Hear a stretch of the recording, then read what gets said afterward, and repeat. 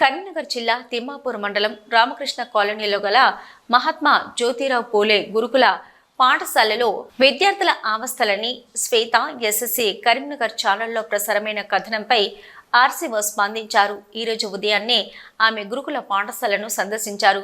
విద్యార్థుల అవస్థకు గురైన కారణాలను విద్యార్థులతో అడిగి తెలుసుకున్నారు. అలాగే పాఠశాలలో నెలకొన్న సమస్యలపై కూడా ఆమె ఆరా తీశారు. ఏదైనా సమస్య ఎదురైతే తమతో నేరుగా తెలియజేయాలని ఆమె విద్యార్థులను కోరారు. అనంతరం వంట చేసే నిర్వాహకులతో మాట్లాడారు. మరొకసారి ఇలాంటి ఘటనలు పునరావృతం కాకుండా చూసుకుంటామని ఆమె తెలిపారు.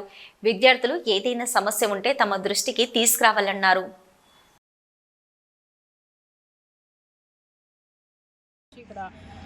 స్టాఫ్ తోటి మాట్లాడాను, పిల్లలతోటి మాట్లాడాను.